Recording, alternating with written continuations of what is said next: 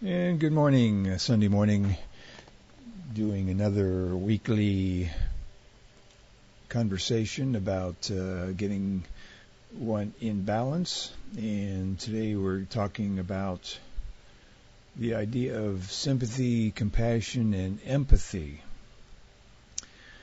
using those three ideas to get one balanced and healthier, and to improve your relationships with others as well as balance out your life.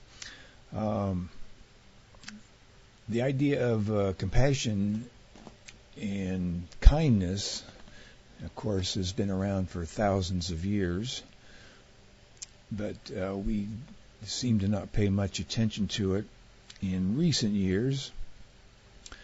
The idea is to generally and just be kind in your life to yourself and to everyone else, and especially yourself, because we don't often think of being kind to oneself, especially if we're in some profession like, say, a nurse or a doctor, or some professional where you're 40 hours a week or more, you're paying attention to other people and trying to be nice to them and help them out, which may not give you a sense of taking care of your own self or those closer to you than your professional clients and so forth.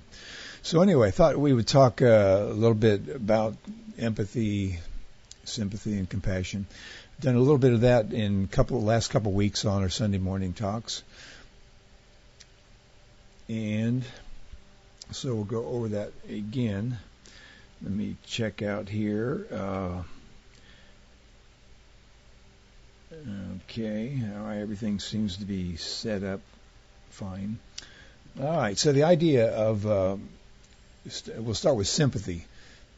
Sympathy is when you can recognize that somebody is in distress or in pain, although you don't know exactly why or what's causing it. You only recognize it because you've had some similar experiences where you've been in pain or had some distress, and so you see some other incident happening, and so you kind of guess from your experience that may very well be what's going on. So say you see somebody holding their hand and have like a wrenched look on their face. Well, you might think, well, they must have some pain in their hand. So maybe they smashed their hand in a door or something happened to their hand. So you're kind of guessing at that, and it might be a good guess because you've had similar things happen to you, and the person's holding their hand, so you might figure it might be their hand. But you don't really know, because it could be that maybe they are in emotional pain and they're just holding their hand as a habit, and there's really nothing wrong with their hand, or their hand is not in pain. So you would have been wrong by guessing that they had the pain in their hand. So the way you find out more about what really is going on, what is causing the distress, is you would ask some questions or go closer to the situation. So if you went over to the person and says, "Oh, what's wrong?" They would most likely give you some better hints at what's going on. They could say, "Well, I just slammed my hand in the door or the car," or conversely, they could say, "Oh boy, I just messed up at my job, and I'm worried that I caused some harm to my boss or something." So they would give you some better idea of what's going on. Now you might say, well, why does it matter what's going on? Who cares? Well, the idea is, unless you know what's causing distress in other people, you're not going to be able to help them, for one thing. And you would seem a little bit aloof because people would wonder, well, why don't they care? Because most of the time what we're looking for is people to listen to us or to care about us, have some sense that we're important for something or other. So if you're in pain or distress, probably a large part of what might help is to have somebody pay attention to you, especially if you do need some help. But at least to have somebody pay attention to you and notice that you're having some problem will solve the problem to a great extent just on its own. So, back to the sympathy. That's where you recognize something's going on. You don't exactly know what's going on, but from your past experiences, you'll take a guess.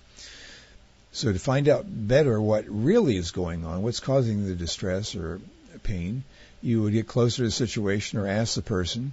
And so we've asked them, and now we can understand more correctly what is going on, that it's either physical pain or emotional pain, because they've told us that.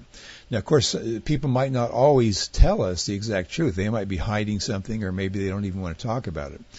So even by asking or being closer to the situation, we don't necessarily know exactly, but we're a little closer anyway. And so we can start feeling what the pain is. That, well, boy, he's got a pain in his hand. So you actually will start feeling a little pain maybe in your hand or in your body, that you're feeling the same thing as the other person. So that's the empathy part, where you're actually feeling into what they're feeling, and you get a sense of that. And so for example, when you're watching a scary movie, you get a sense of the fright or the scary part of the movie in your body, even though it's not happening to you because you're not in the movie and it's not real, but you do have that sense. You start feeling the emotions that are happening in the movie. So the same thing when you're watching somebody that's in distress or pain, you'll have a sense of that actual distress in your body. Okay, so now the person is benefiting by you have talked to them, you've paid attention to them, you're getting a sense of what they're feeling, and vice versa. They're kind of getting a sense of that you are sensing what they're feeling, and that all is a healing process. Okay, the next step is to do something about it if you can.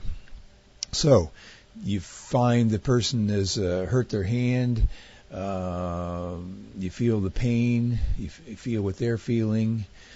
Now you can do something about it. So you could say, well, let me get you a cold cloth to put on your hand, or some ice cubes or something. So you could literally do something physical. Or if that wasn't possible, you could hold their hand, hug them, put your hand on their shoulder, look at them, listen to them. So you could do something physical to help them alleviate that pain. And again, they're feeling that you are giving some attention to them, so that in itself is helping to heal that situation. So the empathy is that you not only see something going on, that somebody's in distress, you can feel it, then you actually can do something about it. Now, let's say you eliminated the empathy part, that you didn't do anything about it, but you were feeling it. That can be a problem. Say you are a nurse, for example, and you can feel the pain of the patients. Well, that's good to at least recognize what's going on, but you wouldn't want to continue feeling that pain because you wouldn't be able to do your job. So at some point, you got to let that physical sensation or even mental sensation of the pain or distress go, and that's where the empathy plugs in. Because once you start doing something, you're letting go of that actual pain in your body and actually doing something. So the nurse, for example, would at first, in empathy, they would recognize the pain and feel it, but then they would move on to the empathy where they actually do something. So then the actual pain in the nurse's body will go away. So that's the idea of getting to the empathy part where you do something. Now, you don't always have to do something physical or be there. You could say you're at a distance and you know somebody's in pain. You've talked to them on the phone. You felt the pain. You could send a prayer, do a meditation, just be quiet and listen. And the listening is an important part as well in the empathy. And contrary to what we might tend to want to do, we probably should not be giving advice. We should probably be mostly listening. You might ask a few questions to get more at what the person is feeling and what you might be able to do, if anything. But you probably don't want to be giving advice, because most people, if you think about it, when you talk to somebody, especially when you're in distress, you probably don't want anybody to tell you any advice, however well-meaning. You just want somebody to listen to you, and then you cover the distress in the best way you can, which usually you can recover on your own without somebody giving you advice. Now, the only time you want advice would probably be in a professional situation where you are in so much distress, either physical pain where you go to a doctor and then you would get advice. And even then, sometimes we don't want to take the doctor's advice. Or you had some mental distress and you'd go to a mental healthcare person and ask for advice. And even there, and maybe even more so, you sometimes don't want to take their advice. So there's a lot involved in the healthcare profession should and don't always listen to. So especially nowadays where you go into a doctor and you got 5 minutes with a doctor, because of the way the system's set up, they don't have time to really listen to you. So they say, well, what's wrong? Well, I got a pain in my hand. And they might not ask you anything more because there could be many things involved in that if the doctor would listen, they would learn a little more. And perhaps you might be able to self-heal yourself just because the doctor was listening. The pain would automatically go away by itself, of course, unless you had a broken bone or something.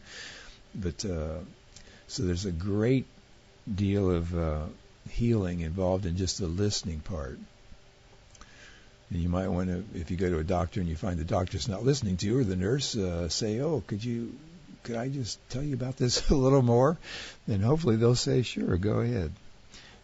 I know I find when I go to a dentist sometimes they're so rushed because they're running back and forth between one room and another.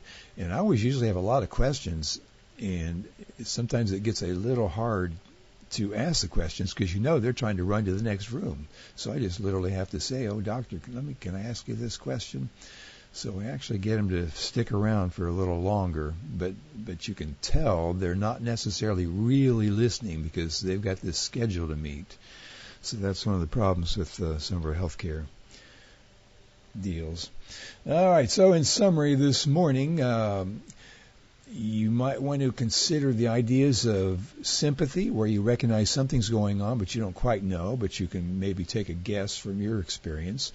Go on to empathy, where you get closer to the situation, ask some questions, let the person talk, and then you can figure out more closely what is going on. And then at that point, you can actually feel it in your body.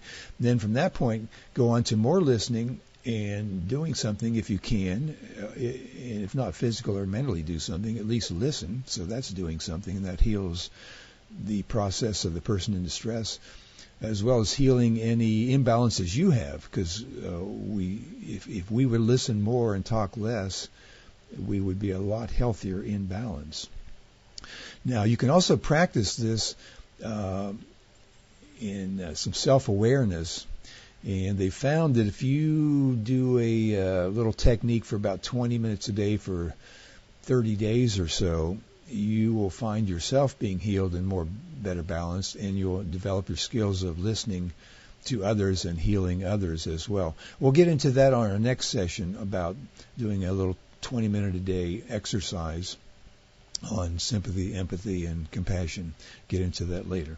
But anyway, so that's a little session this morning, live on YouTube, and this will be recorded so you can watch it anytime.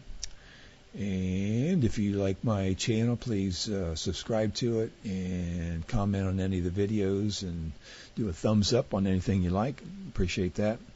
And we'll see you next week on another session of trying to get oneself in balance and healing ourselves as well as others. And I'm Don Browne from LaBelle, Florida. And have a great week. And we will see you next time.